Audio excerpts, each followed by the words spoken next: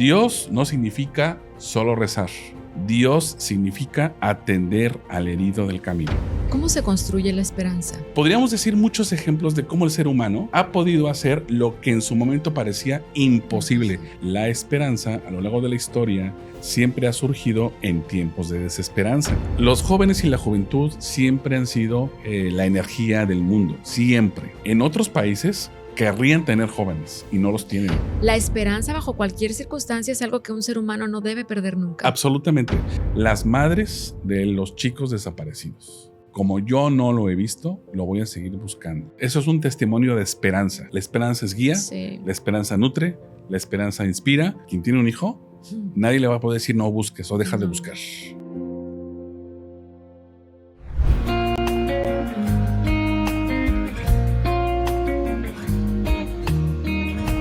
Hola, ¿qué tal? Bienvenidos a una nueva emisión del podcast. Soy Coranelda González y me da muchísimo gusto que estén hoy conmigo porque hoy tenemos un programa muy especial. Tan especial para mí es este programa que por eso estoy vestida así, de este color que te llena de energía, te llena de mucha esperanza. Y hoy quise venir así, muy ad hoc a este programa y al invitado que hoy tengo porque creo que este es un programa que debemos de ver, de escuchar todos y de compartir con todas aquellas personas que tanto amas, porque todos soñamos con un mundo mejor. Y de eso trata mi programa el día de hoy. Bienvenidos, gracias por suscribirse, gracias por darle like a este canal. Por ustedes y para ustedes es que hacemos y traemos a los mejores invitados y los mejores contenidos también. Y hoy no es la excepción. Hoy en este programa voy a tener un programa distinto a todos los demás.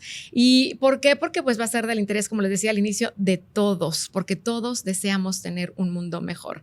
El contenido de este episodio nos invita a no perder la esperanza y sí, a creer en eso, en un mundo mejor. Nos dará muestra de que la geopolítica no tiene que ser sinónimo de guerra, de crisis y desigualdad, y que existen alternativas para construir sociedades más justas, humanas y solidarias. Esperanza no es un sentimiento pasivo, sino una estrategia de transformación. Y bueno, para este programa especial he tenido justamente a la persona indicada. Mi invitado es maestro, es autor, es conferencista. Sus libros se han editado entre México y España. Y además actualmente es el rector de la Ibero Monterrey. Y me encanta su lema de vida: en todo amar y servir. Me da mucho gusto recibir hoy en el podcast al maestro Juan Luis Hernández Avendaño. Bienvenido, maestro. Gracias, Cora. Un placer estar contigo. Igualmente, gracias por estar con nosotros, maestro. Yo quisiera empezar hablando de la geopolítica de la esperanza y cómo impacta nuestra humanidad, sobre todo en cada ser humano como sociedad. Mira, para mí es muy importante que las personas puedan identificar a qué nos referimos cuando decimos geopolítica. Normalmente es una palabra que se usaba en las relaciones internacionales. Uh-huh. Incluso a lo mejor hoy con los problemas de Ucrania, de Palestina, la usan. Uh-huh. Sin embargo, yo la estoy resignificando. Es importante significar y resignificar las palabras. Geo significa posición territorial, estar en un territorio. Todos habitamos un territorio. O diríamos, todos tenemos un código postal. Pues eso es un geo, eso es una geo. Política, soy politólogo. Política significa el cuidado de la casa, el cuidado de la comunidad. Los griegos inventaron esta palabra desde esta perspectiva, polis, ciudad, el cuidado de la ciudad. Y por eso se inventó la palabra ciudadano. Ellos la inventaron, el que cuida la ciudad. Entonces, política no es una palabra mala, política no es una palabra sucia. Desgraciadamente la asociamos a lo que hacen los políticos. No, no es así. Entonces, por eso, geo, código postal, el territorio donde habitamos. Política, el cuidado de la comunidad. Entonces, ¿qué es la geopolítica? Una posición territorial, un lugar en el que vivimos para cuidar la comunidad y hacer la comunidad una comunidad más fraterna, más justa, más sustentable. Y eso puede generar esperanza en nosotros mismos y en otras personas si decidimos habitar el territorio con proyectos de dignidad o para generar dignidad con las personas. Que al final es lo que todos buscamos. A ver, yo le preguntaría, maestro, porque escribe muy bonito. Yo estaba leyendo su libro y la parte sobre todo también espiritual. A mí me gustaría que en sus palabras me dijera, ¿cómo se construye la esperanza? Sí, mira, muy sencillo. La esperanza no es un valor abstracto, es un valor concreto. Y se construye a partir de la propia donación que cada persona puede tener hacia otras personas. Yo sé que nos encontramos en un mundo muy hiperindividualista. Muchas veces decimos Primero yo, luego yo y al final yo. Sin embargo, también creo que todos tenemos un ejemplo muy concreto en nuestra vida a partir del cual nos hemos sentido ayudados por otras personas. Hemos sentido el apoyo de otras personas. Eso, no hay ninguna persona que no haya sido apoyada por alguien. Todos tenemos esa experiencia. Si nosotros hemos sido apoyados por alguien, ¿cómo no vamos nosotros a apoyar a alguien? Y es la única manera que nos permitiría decirnos personas. La persona, el ser humano, se hizo ser humano cuando hace miles de años cuidaron a las personas que estaban discapacitadas para cuidar la tribu. Es decir, antiguamente el ser humano era para los fuertes, para defenderse de los animales o de otras tribus, y desechaban a los débiles, a los que nacían débiles. Todavía hasta el siglo V antes de Cristo, los propios espartanos desechaban a los hijos que salían o que nacían débiles. O sea, hace 25 siglos, no hace miles de años. Pero cuando el ser humano encontró fósiles y encontró que hubo una comunidad que cuidó a una persona discapacitada que vivió hasta los 10 años, ahí entonces se hizo el ser humano. Entonces, ¿por qué somos seres humanos? Porque somos capaces de cuidar de los más débiles. No somos seres humanos cuando no somos capaces de cuidar a otros. Entonces, la definición del ser humano es: cuidamos a los demás. Y si no lo hacemos, pues seremos animales, porque seres humanos no. Y a veces es increíble, pero hay muchos que así se comportan en la vida. Y lo que acaba de decir es muy cierto. Es hablar de reciprocidad, de ser, el amor es así es vivir en el amor recíproco, ¿no? ¿Qué puedo hacer yo desde mi trinchera? Yo diría, para que nosotros lo entendiéramos más fácil. Es decir, cada persona, porque creo que esto, aunque hablamos ahorita de lo que significa precisamente la geopolítica, sí, pero no se trata de los gobiernos o de que los gobiernos cambien al mundo. ¿Qué podemos hacer cada uno de nosotros responsablemente? Así es. Yo decía hace rato, todos tenemos o vivimos un territorio, habitamos un territorio. Y ese territorio es nuestra casa, nuestra colonia, nuestro fraccionamiento, nuestra villa. Y ahí tenemos muchas oportunidades de poder ofrecer posibilidades de apoyo, de ayuda, de cooperación, de solidaridad.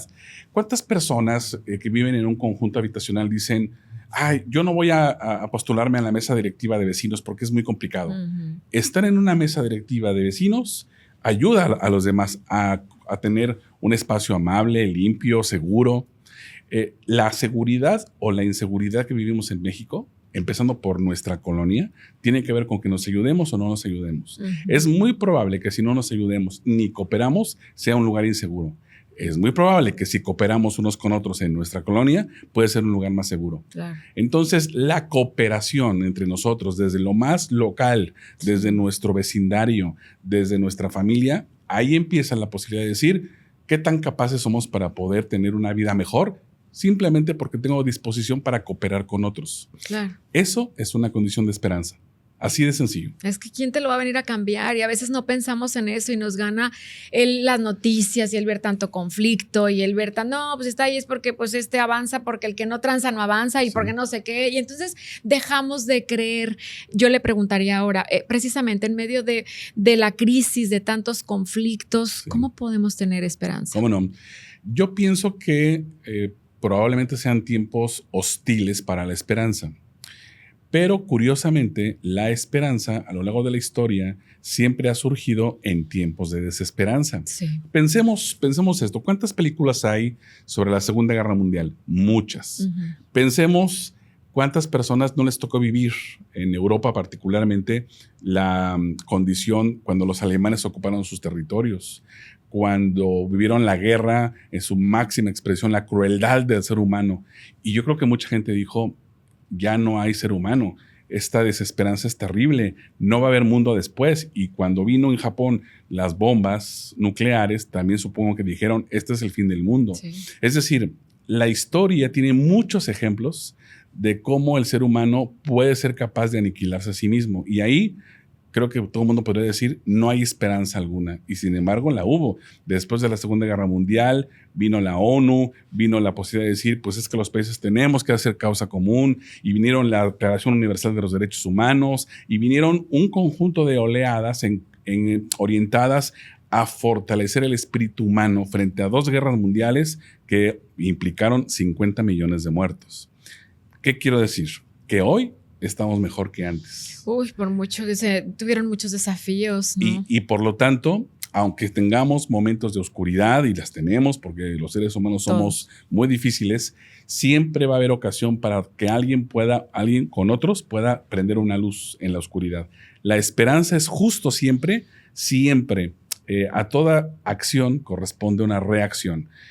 A cada desesperanza que haya, va a haber siempre una esperanza. Y afortunadamente, porque esa es finalmente también la condición de todo ser humano, siempre va a haber seres humanos con luz, siempre, y siempre lo ha habido. Y aunque haya condiciones que pareciera que son absolutamente irreversibles, en realidad el ser humano nunca va a tener condiciones deterministas, las va a cambiar. Y por eso siempre he creído en el ser humano como posibilidad positiva.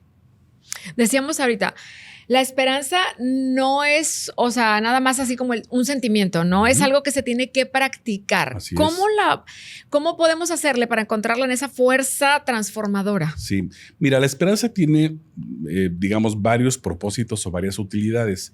Una puede ser horizonte de camino. Es decir, la esperanza, piensa que todos tenemos de alguna manera algún sueño, algún objetivo.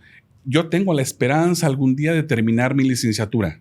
Yo tengo la esperanza algún día de ser contratado Es decir, la esperanza de alguna manera nos mueve, nos invita, nos jala, nos inspira. Te ilusiona. Aunque esté muy lejos, tú vas para allá. Y eso quiere decir entonces que no necesariamente tienes que tenerla aquí a la mano. Te va a jalar.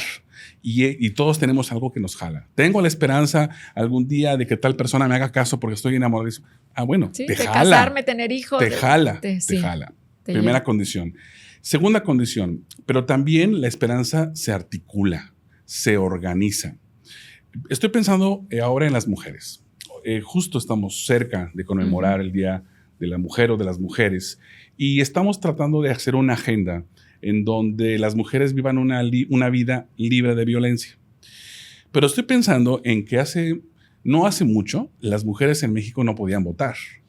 Bueno, ni cuenta bancaria, ¿verdad? O sea, y no nos hemos rendido y nunca perdimos la esperanza. Entonces, hay tantos ejemplos de cómo mujeres que se organizaron para el voto femenino, en su momento las llamaron locas, utópicas, eso no les toca hacer, vayan a sus casas, vete a la cocina. Sí. Y lo hicieron. Quiere decir que la esperanza se construye, se articula, tiene posibilidades de hacer. Y muchas mujeres que hoy ven normal votar, tendrían que recordar que hubo muchas que incluso dieron la vida por un derecho. Y hoy tenemos mujeres en la vida política gracias también a eso. Entonces, podríamos decir muchos ejemplos de cómo el ser humano ha podido hacer lo que en su momento parecía imposible. Sí. Estás loco, están locos. Y con tanta revolución hoy que tenemos en la tecnología, pues no podríamos decir no se puede, porque hoy casi todo se puede. Pero lo más increíble es que lo que avanzamos en la tecnología parece que no tanto avanzamos en la compasión humana. Y creo que tenemos que estar a la par.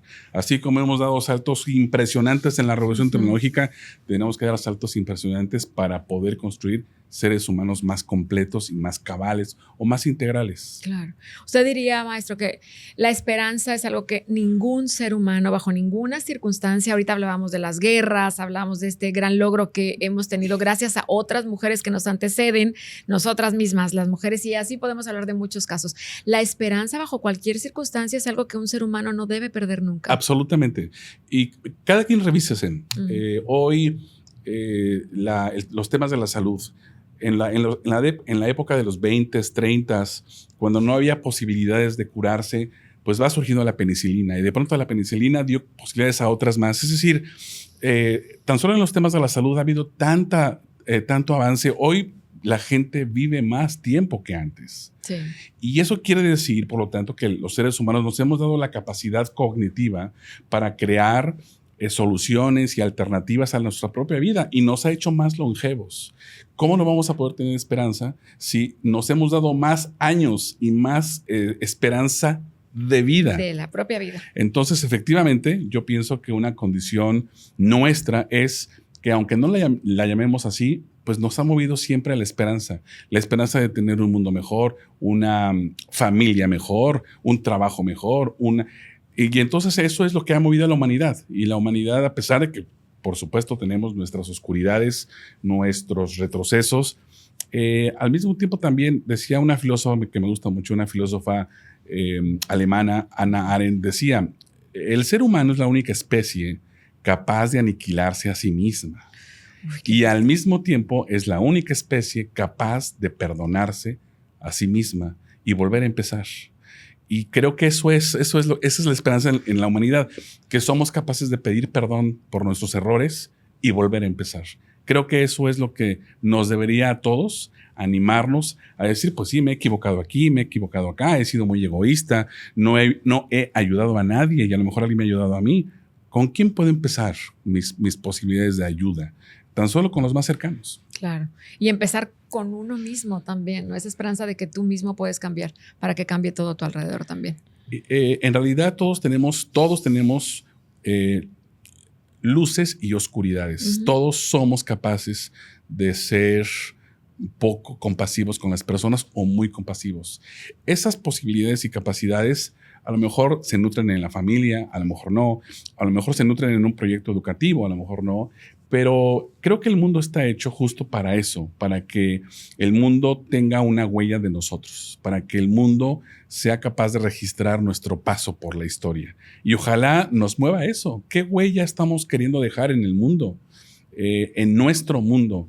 Y creo que por ahí deberíamos tener algo que quisiéramos dejar para otras generaciones. Yo creo que sí, porque todo lo demás se acaba, se esfuma, ¿no? Pero eres lo que siembras en el corazón de cada persona. Al final, qué bonito es, ¿no? El legado que cuando uno se va, que los hijos, mira, vean, yo creo que mengua un poquito el dolor de las personas, no sé, los hijos que pierden a un padre. Mira nada más todo el cariño que sentían por mi padre, mira todo lo que hizo, lo que sembró. Sin embargo, a veces perdemos la esperanza por tantas cosas que vemos, tantas desgracias, tantas maldades. Decimos, ¿cómo hay personas que son capaces de hacer esto no lo concibe a veces nuestra mente y menos el corazón? En su libro de la geopolítica de la esperanza aborda el tema del mal común. ¿Cuáles son las características o cuáles serían ahora sí que los contrapesos que entran en estas injusticias estructurales? Así es. El mal común es un concepto, una categoría de un jesuita muy querido, Ignacio Ellacuría, y él decía que el mal común es cuando hay una injusticia muy arraigada, cuando hay una injusticia dolorosa. Estoy pensando, por ejemplo, en los seres humanos que se organizan en grupos criminales y desaparecen personas. Ahí hay un mal común porque afecta a muchos. Estoy pensando ahora en los pobres madres y padres de familia de Tlaxcala que sus hijos fueron a Puerto Escondido hace unas semanas y desaparecieron en el camino. Tantos inmigrantes, ¿cómo están? Y estoy pensando también en los migrantes que son torturados, que son explotados, y que de una u otra manera también incluso despojados de toda condición legal, documentos. Humana. Toda. Ese es el mal común. Ahora, pienso esto. Nosotros tenemos, como universidades jesuitas, nosotros tenemos un conjunto de alternativas. Por ejemplo, en Torreón, la Universidad Jesuita sostiene una casa de migrantes. Y esta casa de migrantes es un oasis para los casi 10,000 migrantes que pasaron por esa casa el año pasado, de 27 países, cada vez más de África, cada vez más de Asia. Cuando nosotros somos capaces, desde la educación, poner un espacio en donde atendemos al herido del camino, ahí está Dios. Dios no significa solo rezar. Dios no significa solo tener una práctica religiosa. Dios significa, como dijo el Papa Francisco, el primer Papa jesuita de la historia, atender al herido del camino. Y hay muchos heridos en el camino. Atender al herido del camino hoy me parece una condición de ser humano. Y esa persona que ha sido atendida, ¿cómo no va a tener esperanza? Porque alguien lo ayudó.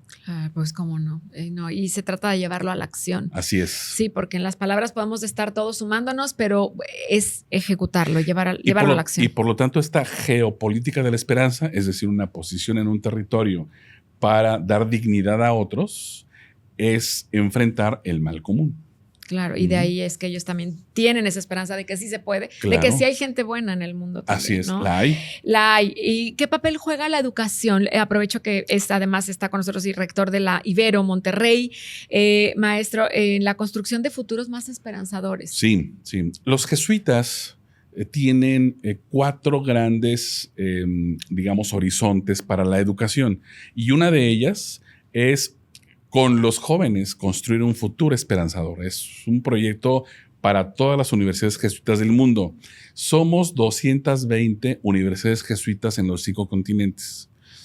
Y a todos nos une este propósito, que con los jóvenes construyamos un futuro esperanzador. Nadie ha dicho que sea fácil. En un contexto en donde tenemos emergencias de salud emocional, de salud mental, y que muchos jóvenes efectivamente no le ven sentido a la vida o no le ven mucho sentido al futuro, a dónde vamos. Y la educación en ese sentido se convierte en una producción de sentido. La educación bien entendida no tendría que ser un espacio para otorgar calificaciones y títulos. Uh-huh. Más bien, la entendemos las universidades jesuitas en la Ibero Monterrey, lo entendemos como la construcción de una persona. ¿Qué es una persona? Una persona es un individuo que se va convirtiendo en ser capaz para los demás. Nosotros tenemos ese eslogan, formar hombres y mujeres capaces para los demás. Entonces, tiene que ver con capacidades y esas capacidades se forman en el proyecto educativo. Entonces, en nuestro proyecto educativo, lo que buscamos es que quienes van a nuestras aulas aprendan a ser competentes, conscientes, compasivos y comprometidos, que son esas 4 Cs. Y de esa manera entendemos la persona, quien se va haciendo y rehaciendo persona, porque todos somos personas en construcción, todas. Que nunca estamos terminados. Nunca. Sí. Y la educación es eso. Nuestra educación es una educación para fortalecer a las personas o para rehacer a las personas o para hacer a las personas capaces de ser con otros, de hacerse con otros, de rehacerse con otros o de recuperar a otras personas. Es que qué importante, porque en ellos está pues el presente y el futuro, y sí tiene mucho que ver que lo lleven a la práctica todos los días, ¿no? Además de los valores que reciben en casa, de los principios, de crecer en un ambiente de armonía, de amor, para que vuelvan a creer, porque ya desde ahí, o sea, los jóvenes ya dicen, no, pues ¿para qué? Mis papás se divorciaron, mi tía también, no sé qué. O sea, entonces dejan de creer y pierden la esperanza, inclusive en lo más esencial en el mundo, que es el amor. Y por eso, como los programas académicos que tenemos, una licenciatura en psicología o los posgrados, son pretextos para que cada quien vaya encontrando su vocación. Sí. Habrá algunos que dicen, bueno, yo tengo más vocación para el derecho o para la psicología o para la arquitectura o para la administración. Cada quien va a descubrir, todos somos tan diferentes que por eso tenemos vocaciones diferentes y por eso no necesariamente todos vamos a hacer lo mismo. Sí. Pero a través de esas vocaciones es como podemos ayudar y es como podemos preguntarnos cómo yo estudiando psicología puedo apoyar a otras personas, cómo yo estudiando derecho puedo apoyar a otras personas, cómo yo estudiando mercadotecnia puedo... Es decir, cada quien va a ir descubriendo cómo su vocación es una vocación para los demás. Que el servir a los demás. En el libro describe la praxis de la esperanza. Me gustaría que lo compartiera con el público, quien nos ve y nos está escuchando también ahorita en el podcast. Claro que sí. La praxis es la acción. La acción que se nutre de una reflexión y la reflexión que se nutre de una acción.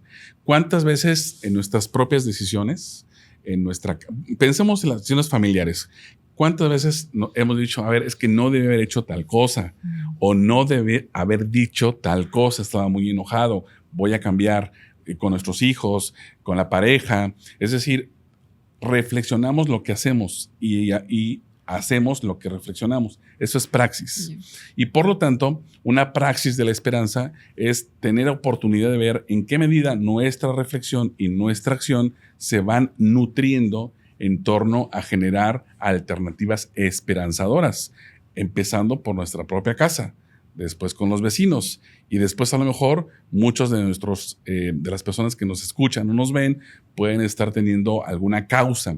Estoy pensando, por ejemplo, a mí me ha llamado la atención, muchos jóvenes y muchas personas han abrazado la causa animal, es decir, han planteado que no se maltrate a los animales e incluso han, digamos, construidos espacios dignos para los propios animales, incluidos algunos restaurantes, algunos ya se los suben a la línea aérea, etcétera. Ok, esa es una causa. Los lugares pet friendly, sí. Entonces, ¿qué me interesa? Me interesa que podamos descubrir que todos tenemos oportunidad de escoger causas que nos parezcan dignas de representar y de luchar. Estoy pensando que muchos jóvenes, muchos chicos y chicas se sienten animados por el tema de la ecología y de la sustentabilidad. Eso los mueve. Sí.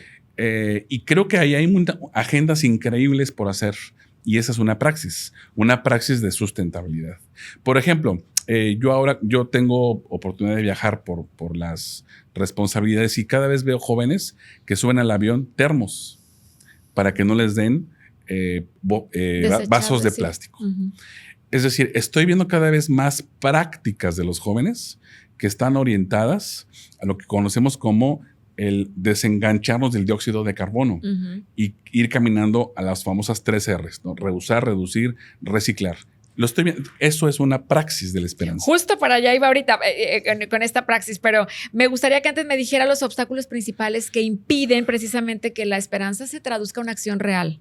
Sí, yo pienso que el derrotismo del ser humano en general, porque yo creo que también nos gana mucho, eso no se puede, que no estás viendo todo lo que está pasando.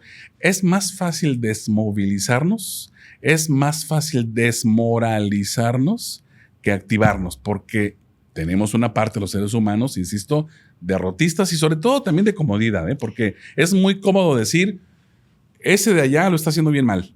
Ese de allá también lo está haciendo muy mal, pero desde acá lo decimos de sentados, desde viendo la tele. ¿Pero tú qué haces? Y entonces es más fácil criticar que movernos. En general, así somos los seres humanos. Pero cuando...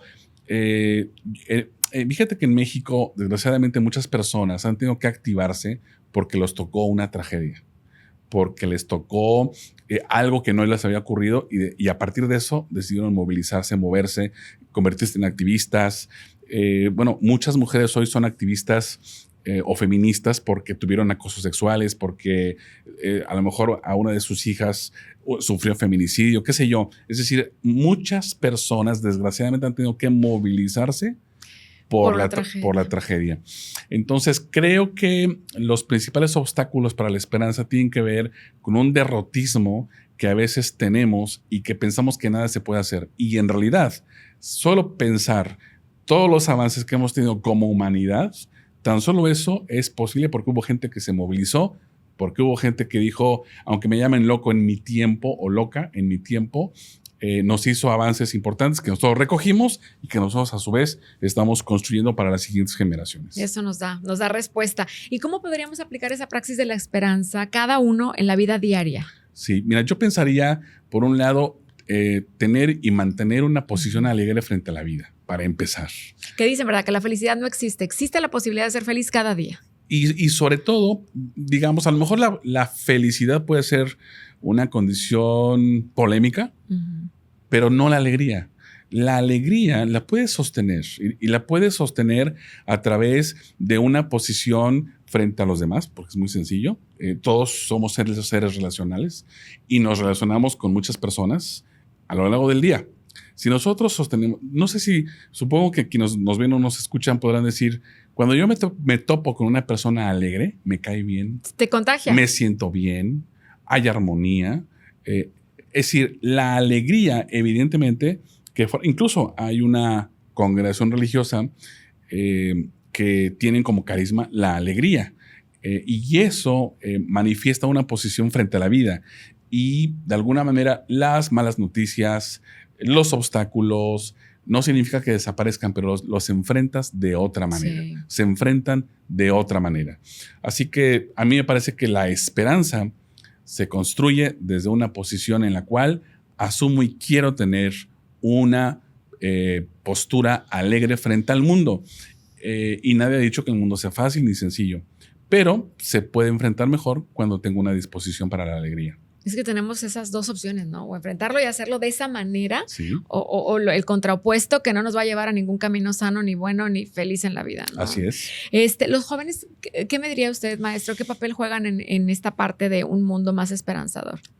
Vital, fundamental, porque los jóvenes y la juventud siempre han sido la energía del mundo, siempre.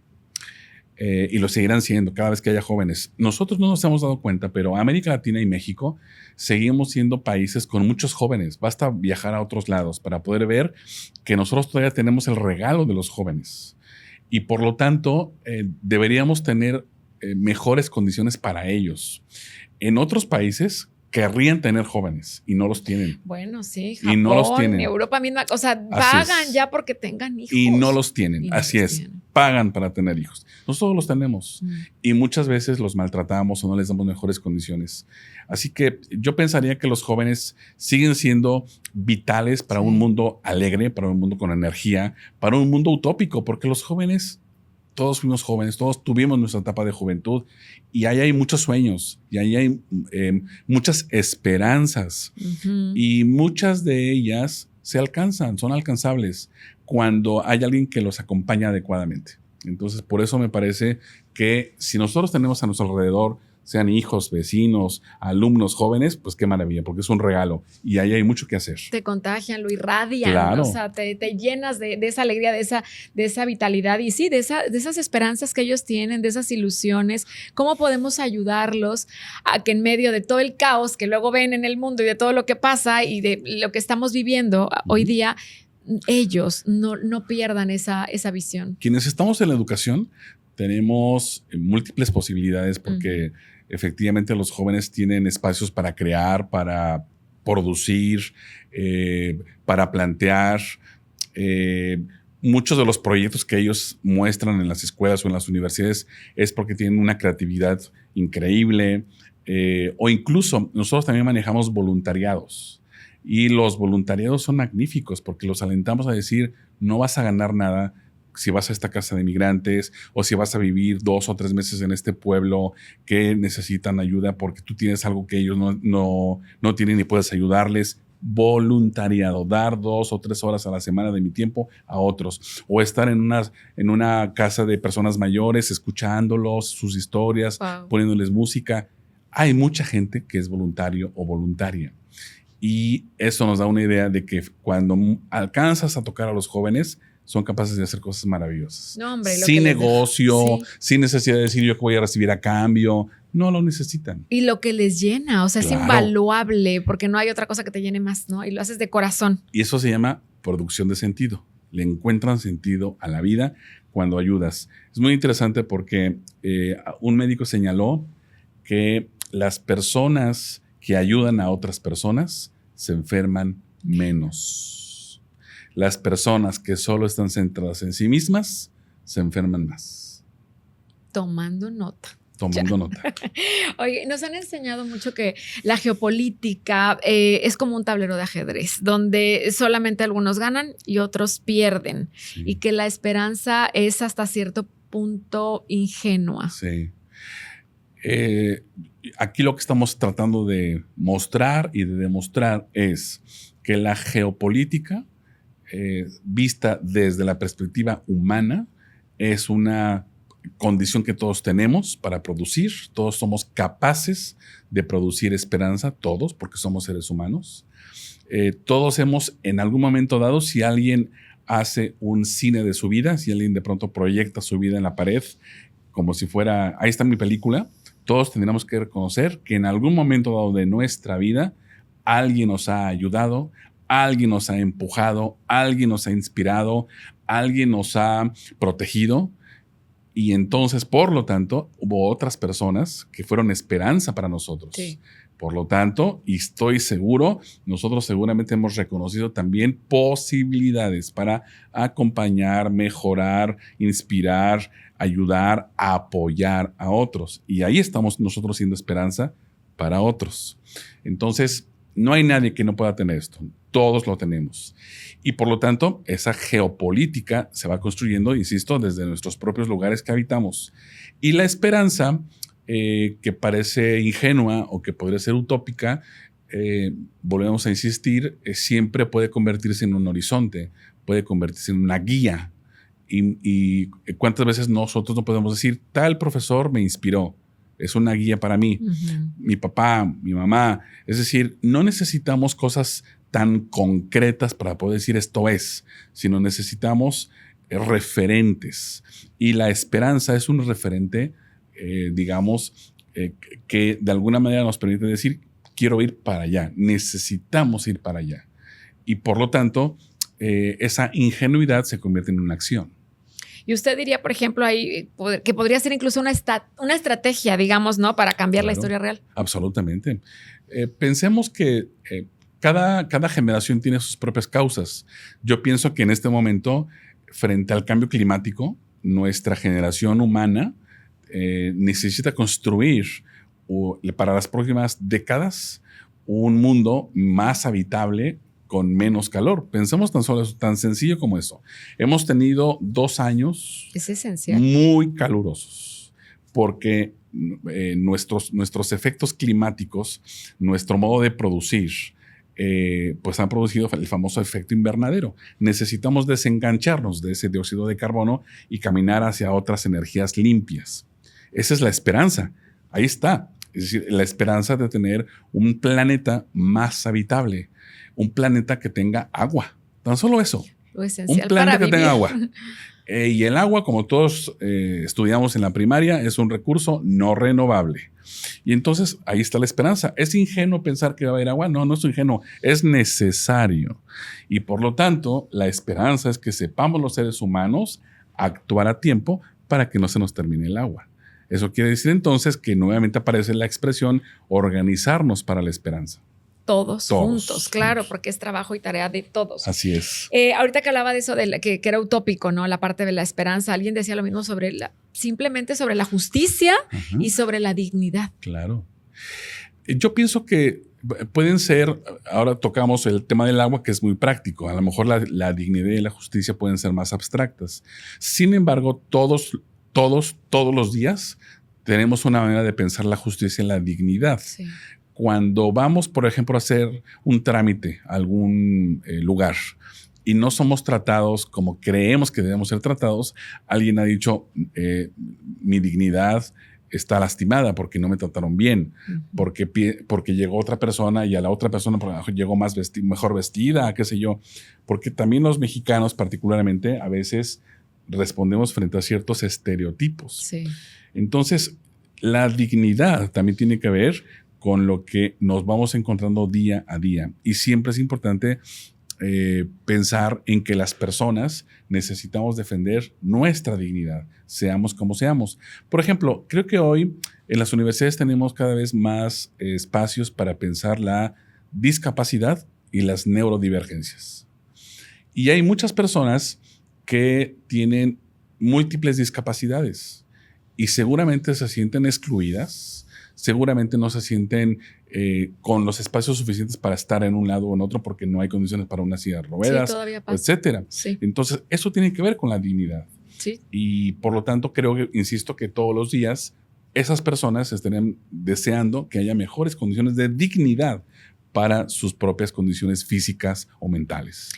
Y estamos hablando de cosas muy esenciales, de muy básicas y que son necesarias para vivir. O sea, decíamos ahorita del agua, la justicia, la dignidad, con todos estos ejemplos que acaba de mencionar, maestro. A ver, ¿y cómo le hacemos para no caer en esa desesperanza en medio de todo lo que se vive, en medio de tantas noticias que nos abruman y de todo lo que está pasando? Sí, yo también creo que debemos escoger mejor qué leemos. Yo pienso, hay un pensador coreano que se llama Byung-Chul Han, que ha dicho que vivimos la era de la desinformación. También. Él le llama muy elegantemente infocracia, pero es la desinformación. Las redes sociales, en buena medida, están construidas y hechas para la desinformación. Y además nosotros consumimos un tipo de información y el algoritmo de las redes sociales nos refuerzan. Entonces yo te puedo decir que yo no tengo redes sociales y soy enteramente feliz. Tome nota también de eso. Enteramente feliz. Y mira que me piden evidentemente muchos análisis. Te dicen, hoy tienes que estar, todos tenemos que estar. Para la política y para tal, y no necesito porque no me informo en las redes sociales. Porque ahí es el peor lugar para informarse, más bien la gente se desinforma. Y hay una expresión que los autores llaman que estamos viviendo el mundo de la posverdad. Es decir, que mucha gente cree lo que no ha sucedido. Fíjate lo que te digo. Mucha gente cree lo que no ha sucedido. Entonces, la clave es, pues, ¿qué estamos leyendo? Pues sí. ¿De dónde nos estamos enterando? Entonces, sí, la esperanza y todo lo que está alrededor, pues no está en los periódicos, no va a estar en las redes sociales a lo mejor, porque lo que más vende es el morbo de lo malo. Entonces, por eso yo creo que tenemos que ser también, nosotros como seres humanos, más selectivos. ¿Qué leemos? ¿De dónde nutrimos nuestra información? Y al mismo tiempo también, ¿cómo nos vamos enterando incluso de las personas que están haciendo muchas cosas por otras personas? Porque afortunadamente eso está sucediendo. Y es que sí es cierto lo que acaba de decir. Es ley. Para los chavos hoy en día te dicen así como, no, ya persona mayor o como mamá, no, ¿qué haces ahí? No sé qué, métete rápido. En Twitter está todo, la verdad, en Instagram, no sé qué. Pero sí es cierto también. Y le creen a quién. Desgraciadamente ahí no podemos ver el título de alguien que se anuncia como un psicólogo o de un financiero que tenga facultades, ¿no? En economía o lo que sea. Y todo el mundo ya es ahorita un experto en cada, ¿no? En cada cosa sin mostrar un título. No hay una certificación por parte de las plataformas, nada. Mira, pensemos que toda la información que se publica en redes sociales es el Océano Pacífico. Y pensemos que una persona se echa un clavado del Océano Pacífico, pues se ahoga.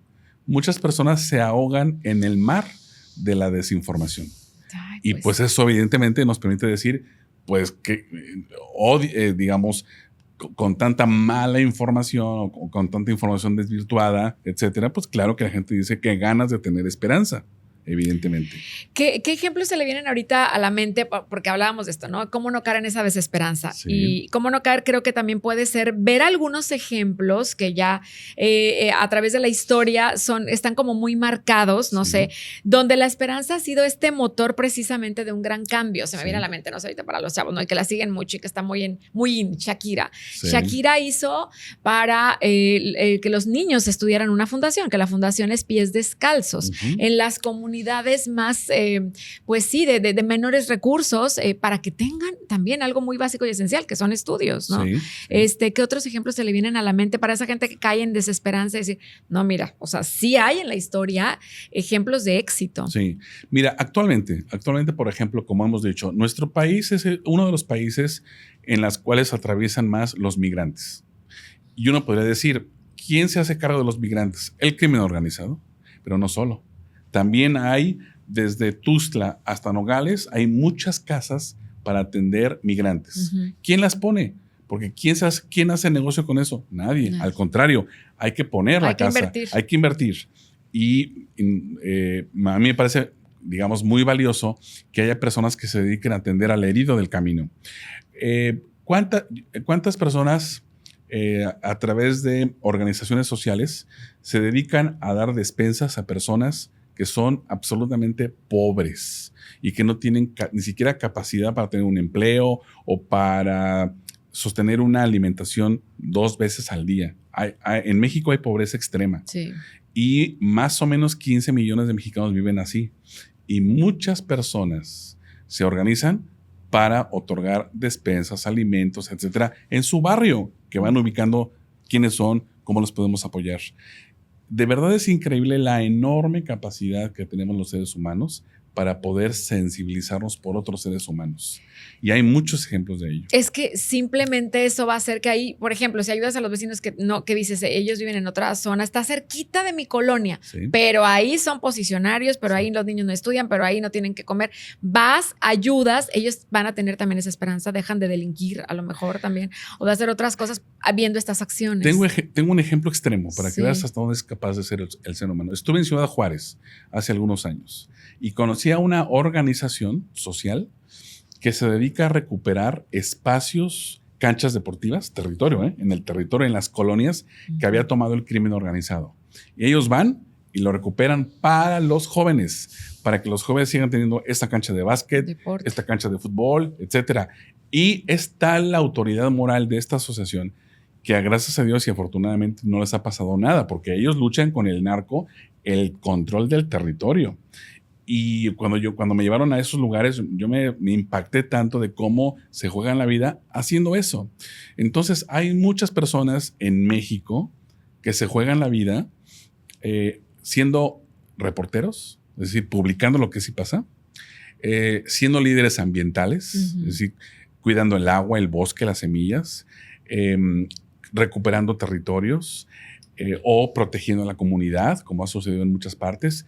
Entonces, de verdad es increíble. Hay muchas personas que, a pesar de que han matado a otros periodistas o a otros líderes ambientales, de todas maneras siguen siendo líderes ambientales. Entonces, me llama la atención que la muerte no los espanta. No los detiene. Y eso para mí, mira, te voy a dar el ejemplo más que a mí más me impacta. Las madres de los chicos desaparecidos llevan 20 años buscando a su hijo. No lo han encontrado. Y sin embargo dicen, como yo no lo he visto, lo voy a seguir buscando. Entonces, claro, cuando tú hablas y tienes de cerca, que he tenido muchas madres de cerca, pues para mí eso es un testimonio de esperanza. Total y absolutamente. O sea, ahorita se me hizo un nudo en la garganta nada más de imaginarme eso, pero tiene toda la razón. Así es. Como mamá, nosotros no lo hemos vivido, pero tú que me estás viendo ahora o lo estás escuchando como mujer, imagínate. Tu hijo se perdió en unas vacaciones, en no sé dónde se extravió, pero nadie ha reportado que está aparecido acá, que no está. Y no vas a dejar de buscar, es cierto, no vas a perder la esperanza nunca. Nunca. De que aparezca y no vas a dejar de buscar. Ahí está, entonces ahí está. La esperanza es guía, la esperanza nutre, la esperanza inspira. Y alguien puede decir, ay, ingenua, perdóname, pero quien tiene un hijo, nadie le va a poder decir no busques o deja de buscar. Nunca. Nunca. Estos podrían ser algunos ejemplos de cómo la esperanza puede transformar también esta parte del mal común en bien común. Así es. Para eso necesitamos recuperar. Es decir, no estamos inventando nada. Es decir, la esperanza ha sido parte de la humanidad. Si no, no tendríamos lo que tenemos. Si uno se echa un clavado en la historia, vivíamos precariamente. Hoy tenemos muchas comodidades los seres humanos, muchas. Tantas como no se imaginó tan solo hace 2 generaciones. Pensemos cómo vivían nuestros papás o nuestros abuelos. Pensemos que en territorios como estos, territorios donde hace mucho calor, ahora tenemos aire acondicionado. Antes no existía eso.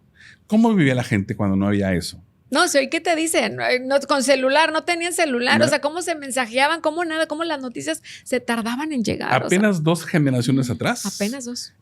La gente vivía de otra manera. Y aún así, te puedo decir, vivíamos mejor. Algunos dicen. Quiere decir que en realidad le hemos agregado muchas comodidades a nuestra vida. Y aún así decimos qué mal estamos. No. Realmente hemos avanzado mucho como seres humanos, muy cómodos. Y por lo tanto, la esperanza siempre nos va a acompañar en el sentido de podemos estar mejor todavía. Y creo que esa mejor condición de vida sí tiene que ver con la condición humana, de ser mejores seres humanos. Que en eso sí, a veces parece que no avanzamos en eso. Totalmente. Yo quisiera que sí les sintetizara al público, a quienes se van sumando, apenas van escuchando, nos están viendo ahorita en la transmisión en vivo del podcast de lo que estamos platicando. ¿Cuáles podrían ser opciones básicas? O sea, es decir, que yo pueda poner en práctica, implementar en la vida cotidiana, en mi casa, con la familia, para contribuir a la geopolítica de la esperanza. Sí, yo diría, punto número 1, tener una posición alegre frente a la vida. Tenemos 2 opciones, o una posición alegre o una posición deprimida. La posición deprimida, bueno, a lo mejor algunas personas están tristes por alguna razón, pero en realidad la alegría nos da capacidades de salud. Como decíamos, si ayudamos, nos vamos a enfermar menos. Segunda cosa, qué importante es descubrir que otras personas nos han ayudado. Entonces yo diría que recuperemos quiénes nos han ayudado, quiénes nos han apoyado, por qué somos lo que somos. Y somos lo que somos porque alguien atrás nos dio la vida, nos cambió los pañales, nos hizo así o asado. Nadie se hizo solo. Todos nos hemos hecho por otras personas. Pues así como recuperamos eso, entonces la pregunta es, muy bien, ahora mi disposición personal, ¿a quién podría ayudar? ¿A quién podría mejorar? ¿A quién puedo apoyar? Creo que es tan solo como reciprocidad. Lo hicieron conmigo. ¿Con quién lo voy a hacer? Tercero, informémonos mejor. Tratemos de informarnos sobre todo de aquello que puede ser positivo para mi propia cabeza, para mi corazón, pero sobre todo para que me inspire al mismo tiempo en cómo eso lo puedo replicar en mi lugar, en mi zona, en mi vecindario, en mi familia.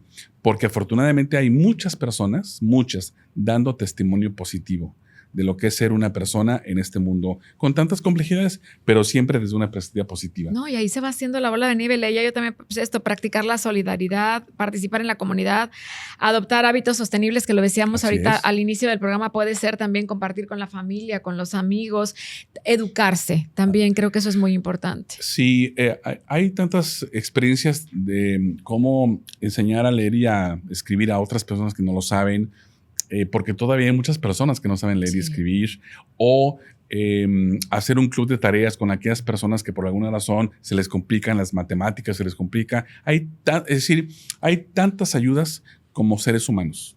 Cada ser humano tiene una posibilidad para ayudar y para ser ayudado.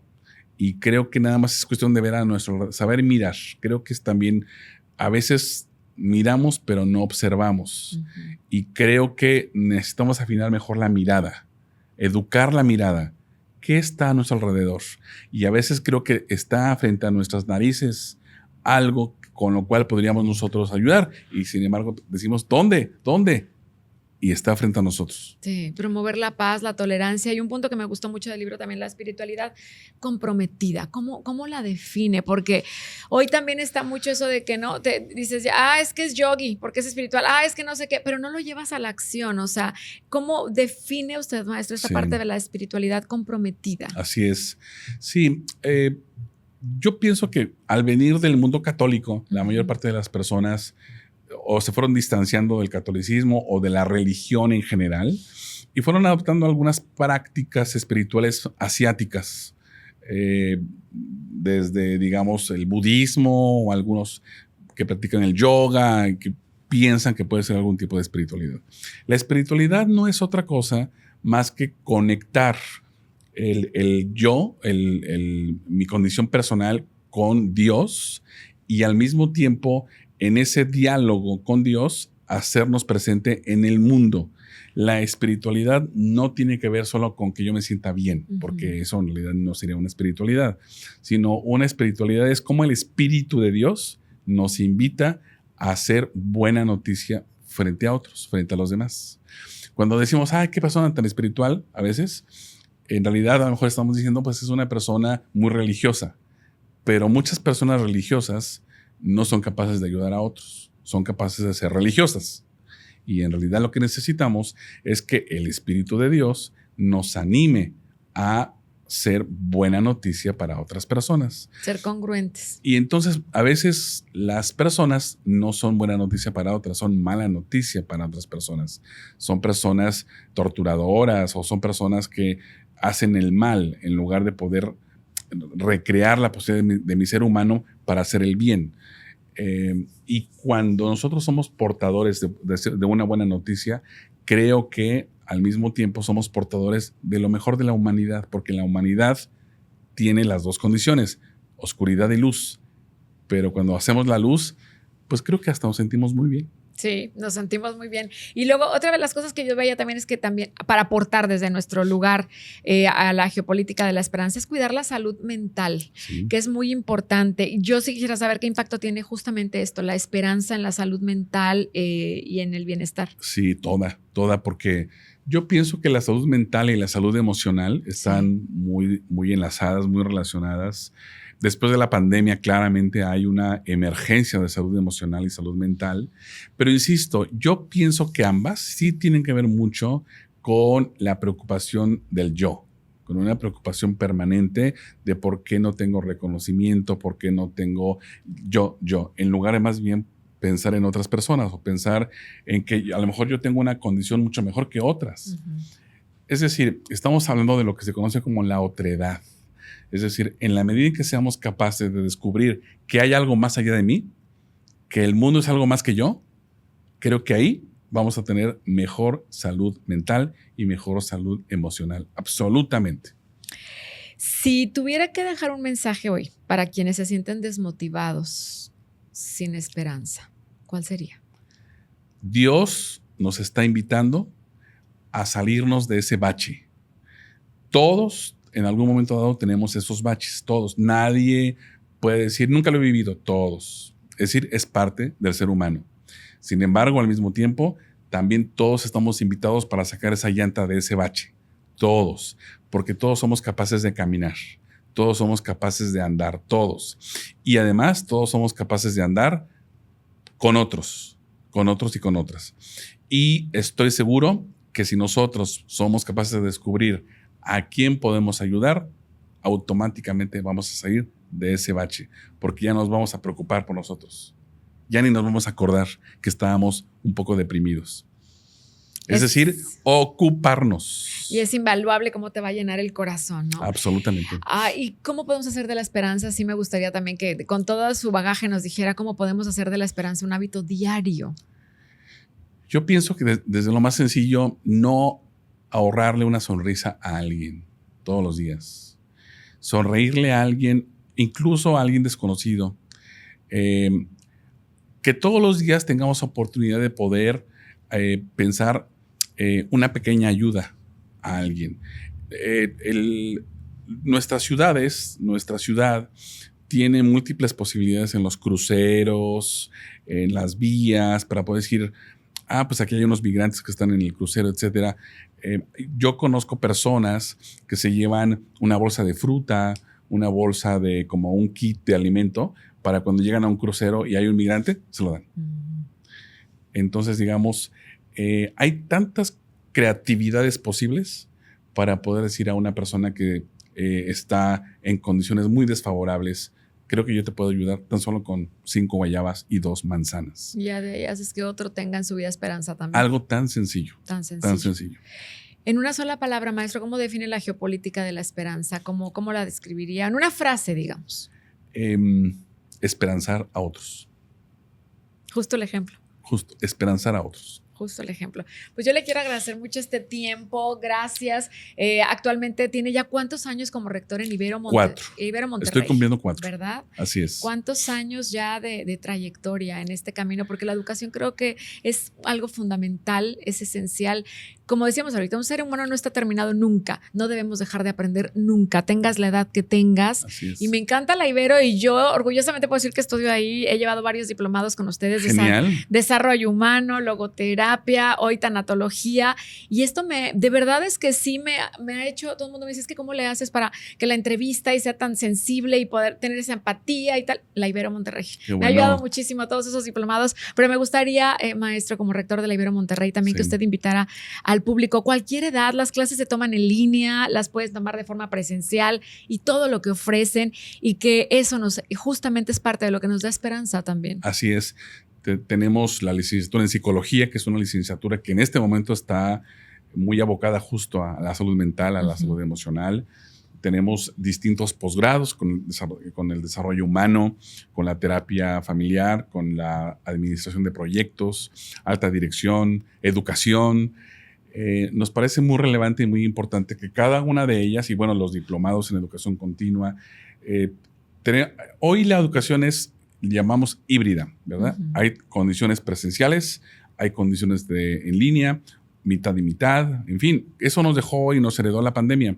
Y creo que eso también facilita a muchas personas tener una clase, un espacio para capacitarse, para educarse, para actualizarse, o simplemente para compartir con otros anhelos y esperanzas. Claro. Porque eso también pasa mucho en la educación. Nos encontramos con otros, hacemos clic y entonces vamos organizando la esperanza. Entonces, bienvenidos a la Ibero Monterrey, Universidad Jesuita en el norte. Y como Universidad Jesuita, buscamos siempre que nuestra educación transforme a las personas y transformando a las personas, transformar nuestro entorno. Totalmente. Aquí les vamos a dejar los datos en la pleca, porque como decía el maestro Juan Manuel, es híbrido. Entonces tú te vas de vacaciones, no hay pretexto. Lo llevas presencial, lo puedes llevar en línea, te vas de vacaciones, te conectas y no te pierdes ninguna sola clase. Y está maravilloso porque son carreras profesionales, talleres, diplomados, bueno, de todo, para amas de casa, para estudiantes, para jóvenes, chicos, grandes. Bueno, yo he tenido excelentes maestros y además una comunidad preciosa de seres humanos que estamos precisamente en el mismo mood, en el camino de nunca perder la esperanza de tener un mundo mejor. Gracias, maestro. ¿Algún mensaje más que usted quiera dar? Pues simplemente decir que saquemos lo mejor que tenemos de nuestro ser humano. Todos somos seres humanos. nuestra madre, nuestro padre nos hizo y nos hizo para ser capaces para los demás. No perdamos esa oportunidad. Muchísimas gracias. Gracias por ese don de gente, sobre todo pues es la mejor forma de trascender dándose a los demás, que es lo que ha venido haciendo durante todos estos años, maestro Juan Manuel. Gracias. Muchas gracias. Gracias. Y principalmente gracias a todos ustedes. Yo les decía al inicio, así me vestí de blanco, porque el blanco es el color de la esperanza, que nunca debemos de perder en la vida ningún ser humano. Me encanta que estés aquí conmigo y que puedas compartir este episodio. Hazlo llegar a muchas personas, porque así vamos a permear a más corazones, a más almas, a no perder esa esperanza de tener un mundo mejor, y solo lo podemos lograr juntos si estamos unidos y hacemos el bien por el otro. Gracias por estar con nosotros y sobre todo, pues que vean, este es el tipo de contenido que queremos siempre llegar hacia ustedes para tener un mundo mejor. Soy Coranelda González y yo los espero la próxima semana con más de este episodio aquí, Cara a Cara.